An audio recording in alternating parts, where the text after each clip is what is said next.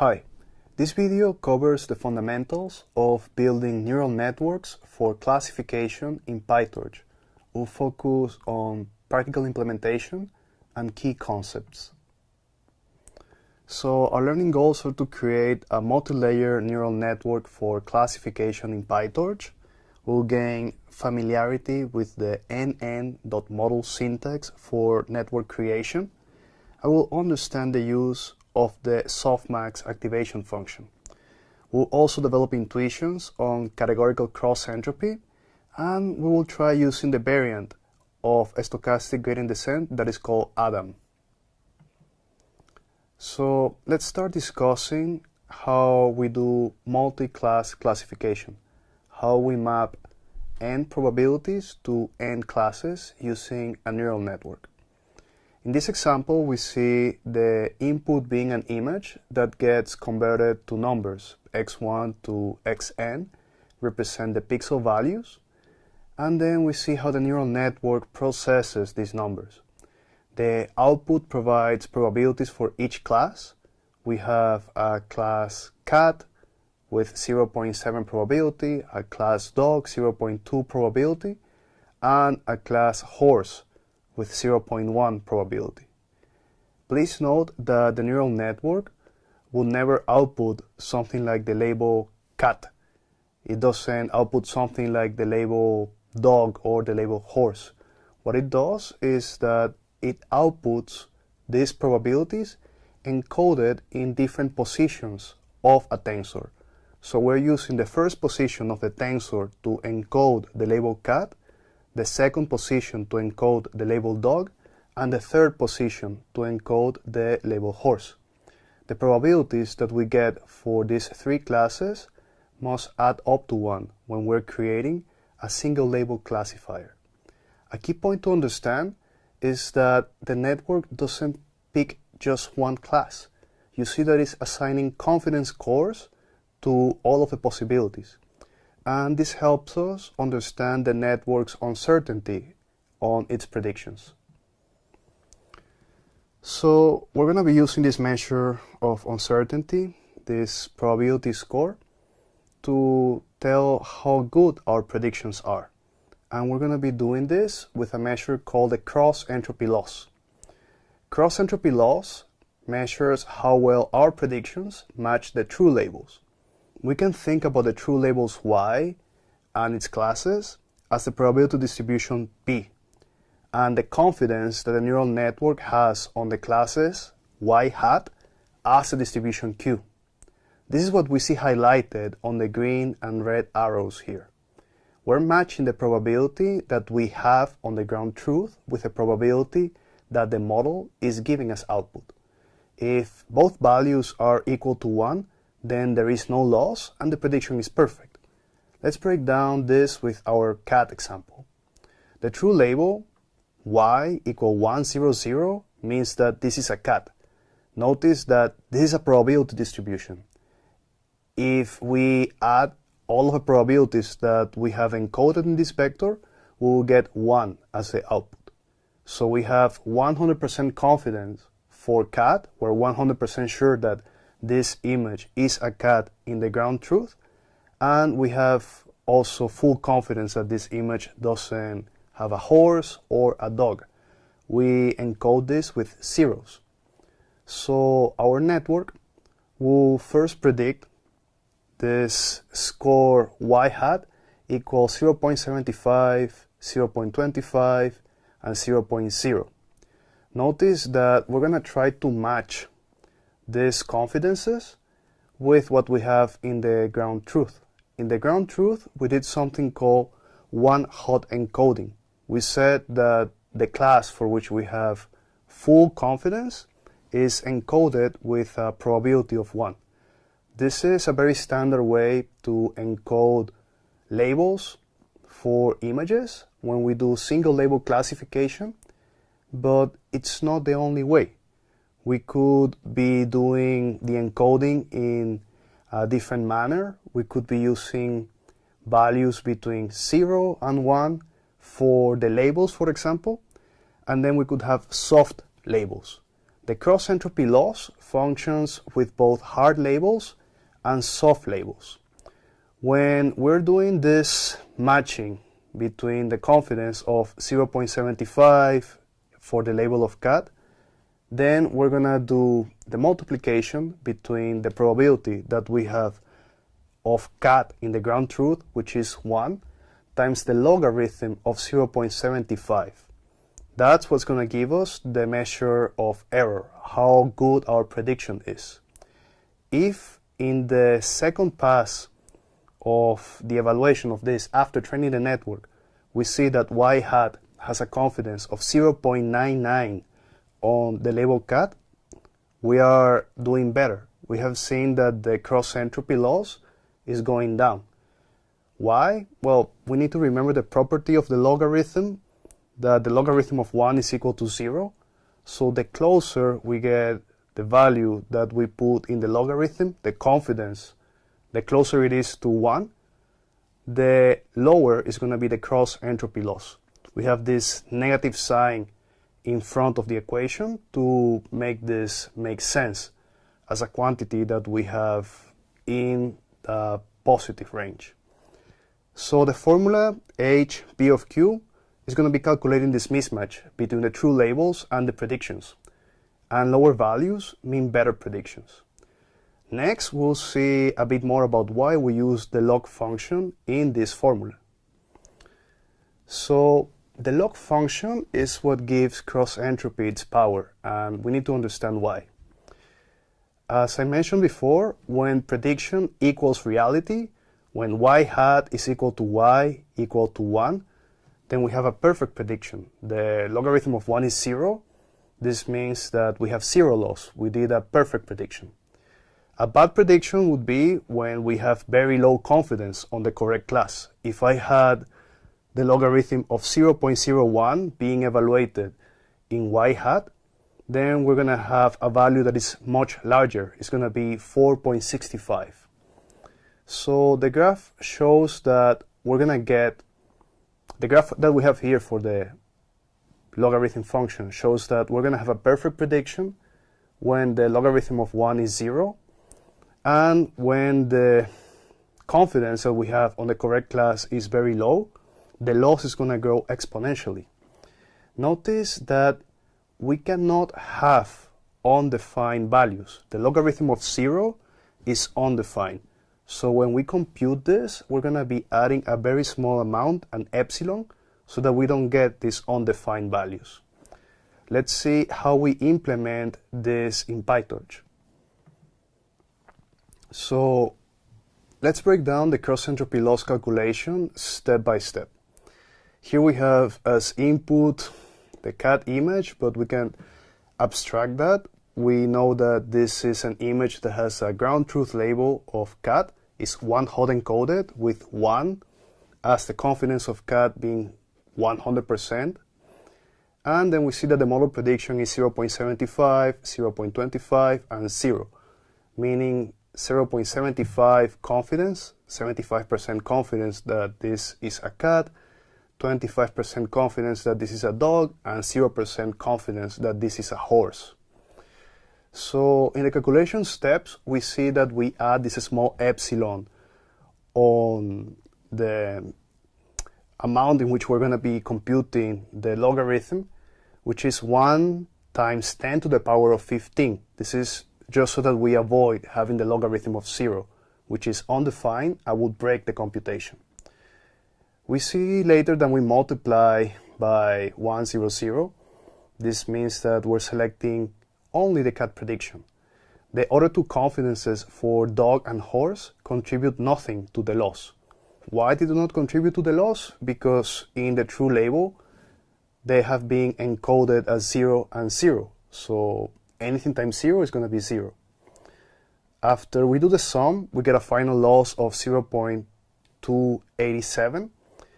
And we can understand the loss value intuitively. If we had a perfect prediction in which we had 1.0 confidence for cat, like 100% confidence of cat, we will have a loss of 0.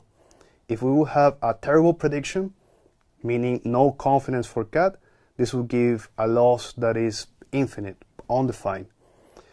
So our 0.287 indicates a decent prediction.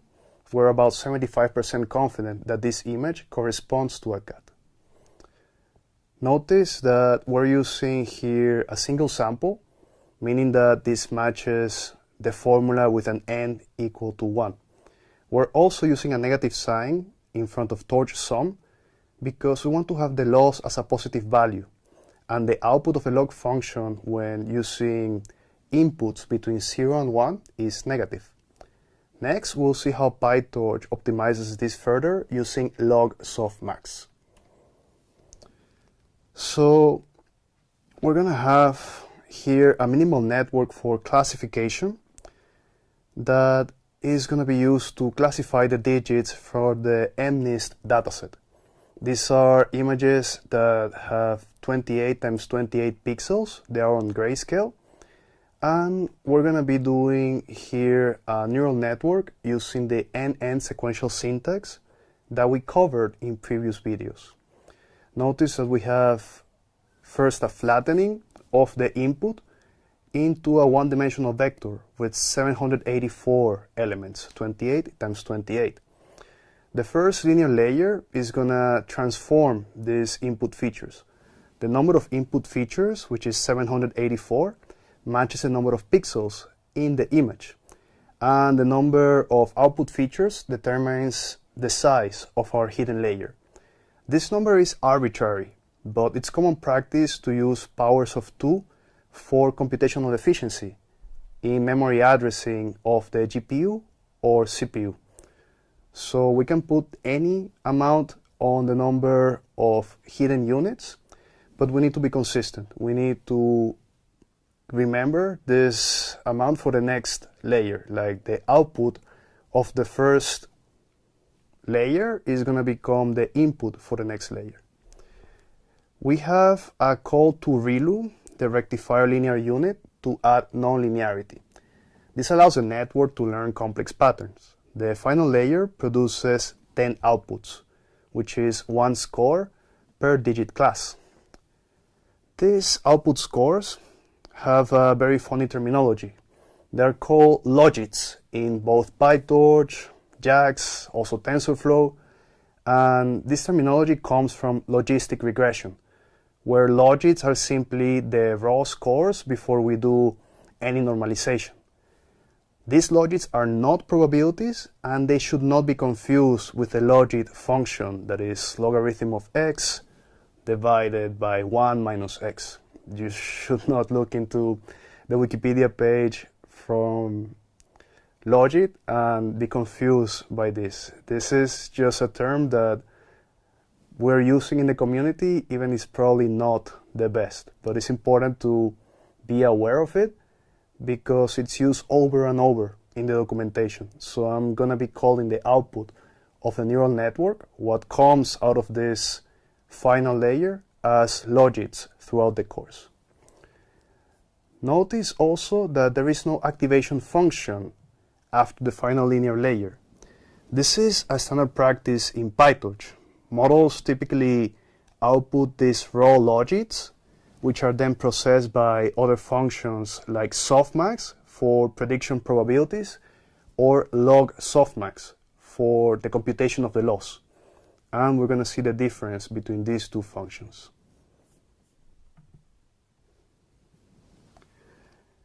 Here we see an alternative way to create the model, which is using a subclass of NN model. This is an approach that gives us more flexibility and control over the architecture of the network. The MNIST classifier class inherits from NN model, which is PyTorch's base class for all neural network components.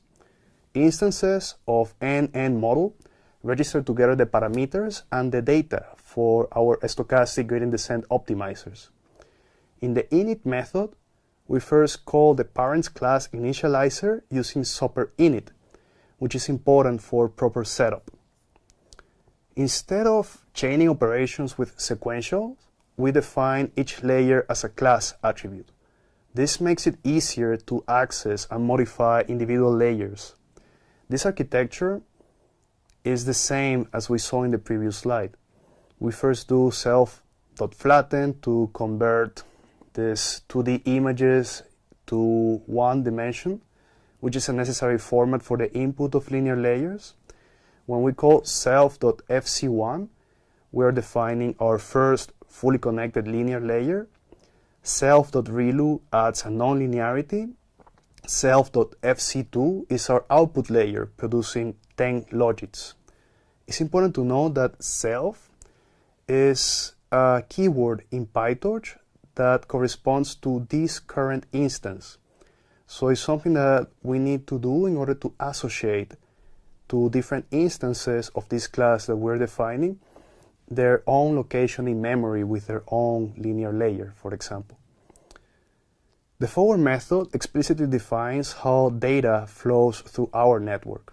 We have added a pdb.setTrace statement here, which is useful for debugging.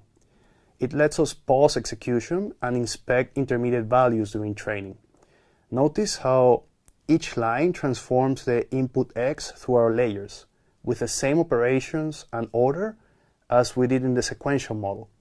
I encourage you to try to run this bit of code in the Jupyter notebook that is shared on Kaggle. This will allow you to see the execution step by step. Finally, we create an instance of our model just like any Python class. This object-oriented approach is useful when we need to implement more complex architectures or when we want to add custom methods to our model classes.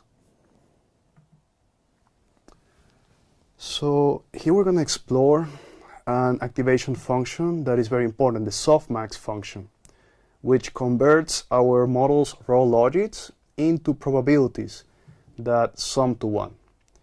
The softmax formula shown here has two key components. We take the exponential of each input value xi, and we divide by the sum of exponentials of all values xj, which normalizes the outputs. Looking at the concrete example in the code, we start with logits, which are the raw scores from our model for each digit class. We apply torch.nn.functional.softmax with dimension 0 to produce these scores. The resulting probabilities are shown in the bar plot, where each bar represents the model's confidence for that digit. As a sanity check, we print probabilities.sum, which equals 1.0. This confirms that our outputs are valid probabilities. The bar plot visualizes how softmax transforms our logits into an interpretable probability distribution. For example, classes 3 and 8 have higher probabilities, Tyler bars, and this suggests that the model is more confident that these digits appear in one particular input image. The dimension 0 parameter tells softmax to operate alongside the first dimension of the tensor, which in this case contains our 10 class scores. It's important that we are careful about the dimension in which we do the aggregation. So this slide illustrates what happens when our model predictions, Q of x, y hat, significantly disagree with a true label distribution, P of x, which is y, the ground truth, resulting in a high cross-entropy loss. Look at the image and the plots.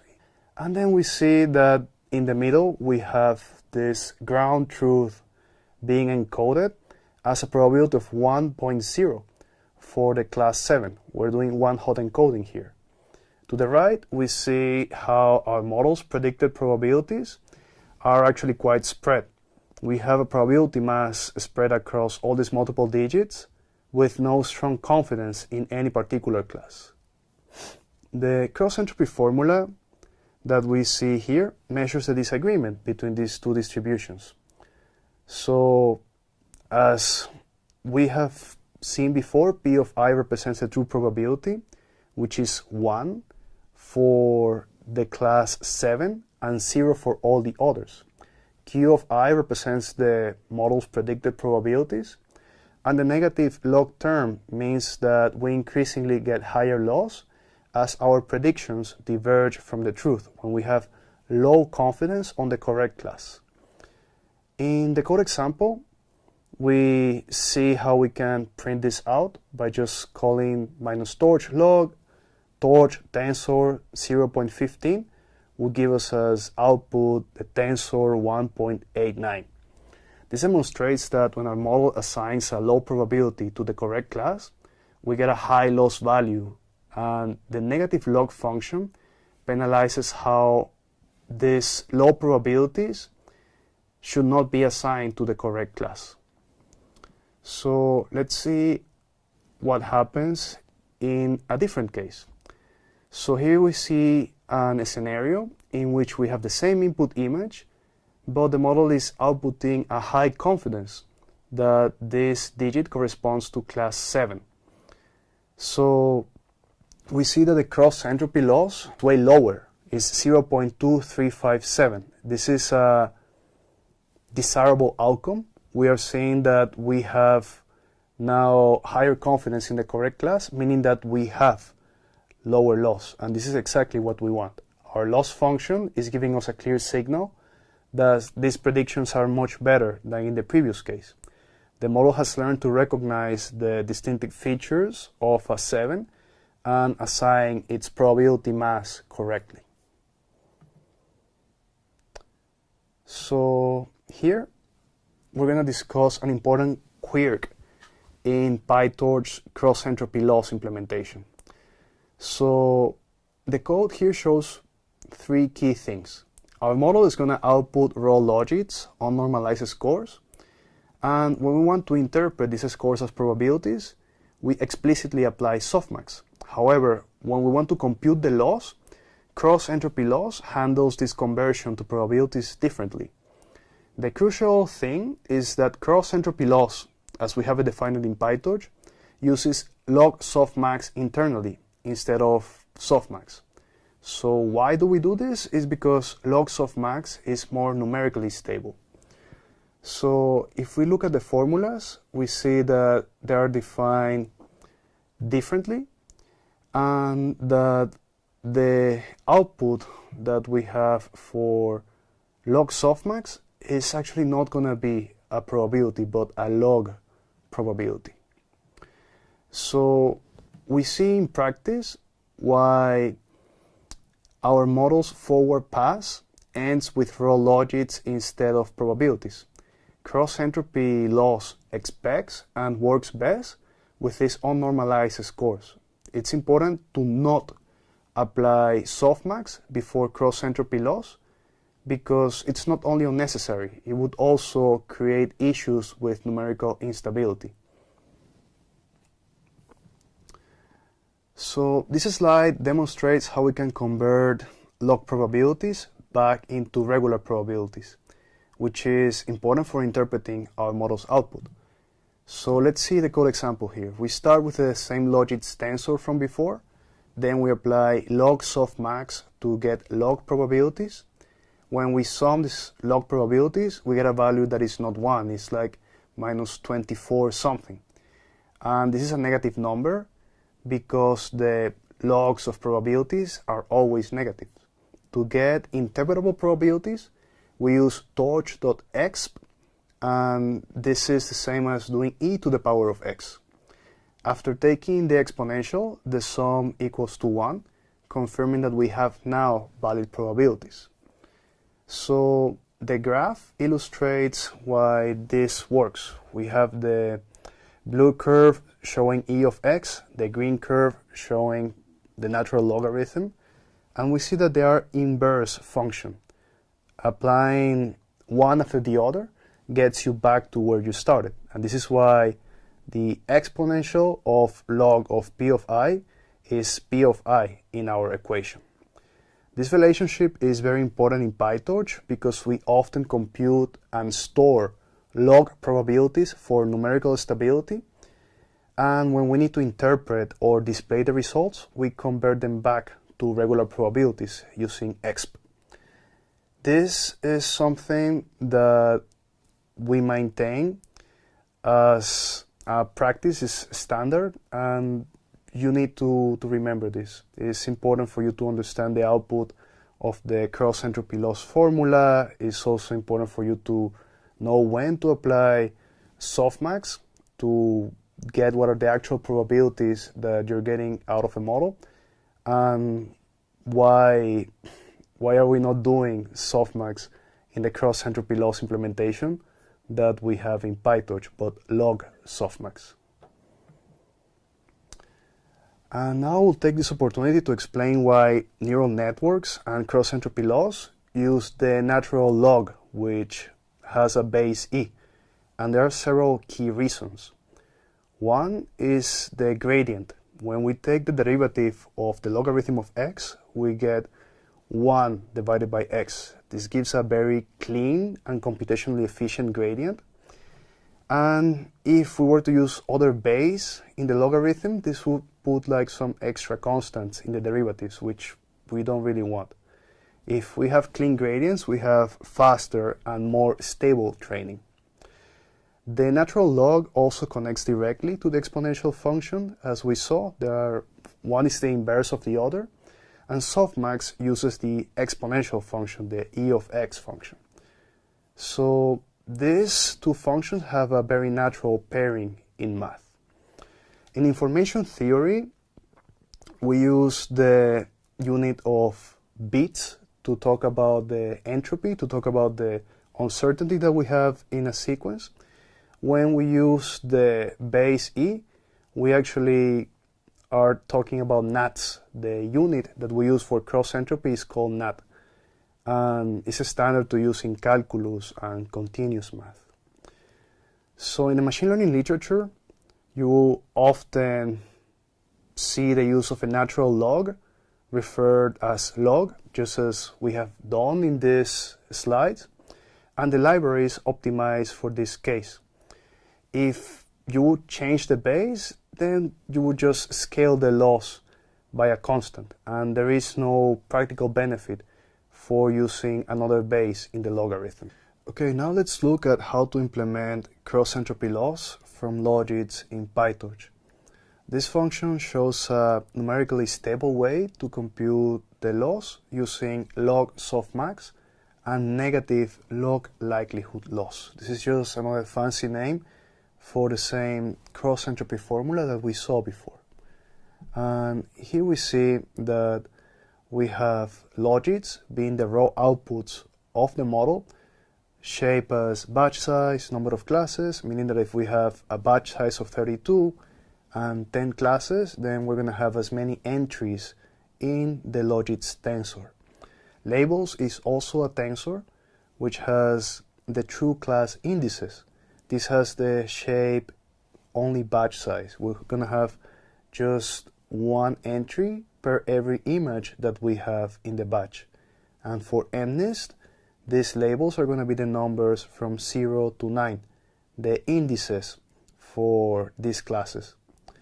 So then we're going to have in the implementation two key parts. First, we're going to apply log softmax with dimension 1 in the aggregation to get log probabilities. The dim1 parameter is very important here. It means that we're going to be normalizing across the class dimension, not the batch dimension. Then we're going to be using FNLL loss, which stands for negative log likelihood loss, on these log probabilities. This efficiently computes the cross entropy without us having to create one-hot vectors for the classes that we have in the ground truth. The formula on the right reminds us what we are computing, the logarithm of y hat, where I, when you see this little I subscript, is the true class index.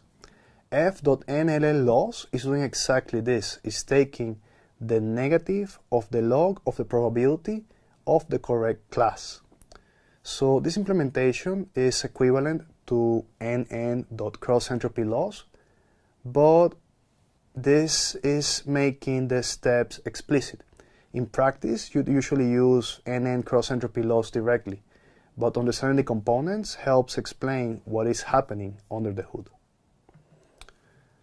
So here we're going to have a little extra slide in which we compare the performance of two popular optimization algorithms, the standard stochastic gradient descent algorithm and a variant of it that is called ADAM, adaptive moments. So this visualization shows both optimizers trying to find the minimum of a loss surface. The red path shows a stochastic gradient descent taking 97 steps, and the green path shows ADAM reaching a similar point in just 36 updates of the weights. This illustrates how ADAM achieves faster convergence. And the code shows how simple it is to use ADAM in PyTorch. We simply need to import the optimizer from torch.optim and create an optimizer instance with the parameters of the model and a learning rate. We're going to be using the standard calls to backward and step, just like we did with SGD. For those interested in the mathematical details behind ADAM, I've linked to this excellent video titled "Who is ADAM and what is he optimizing?" in the Jupyter notebook that accompanies these slides. The video provides a deep dive into how ADAM adapts learning rates for each parameter using moving averages of gradients and squared gradients. So to wrap up this first video, we discussed the use of feedforward neural networks for image classification, how we convert the pixel inputs into class probabilities. We discussed how the number of output units determines the number of scores that we can produce. And we saw that the ADAM optimizer is a variant of SGD that works well in practice and is very easy to use in PyTorch. We discussed a classification pipeline in which we use one-hot encoding when we want to predict a single label per image. And we saw how we convert the raw outputs of the model, the logits, into probabilities using softmax. We discuss a lot of cross-entropy loss. It's one of the most important things in deep learning and machine learning in general. And I recommend that you gain familiarity with the equations and the code that we discuss on this video. We saw how cross-entropy loss measures classification prediction quality. It's measuring the agreement of the probabilities that we have in y hat, our predictions, and y, the ground truth. And we saw how it's used in PyTorch with this log softmax implementation that is desirable because of its numerical stability.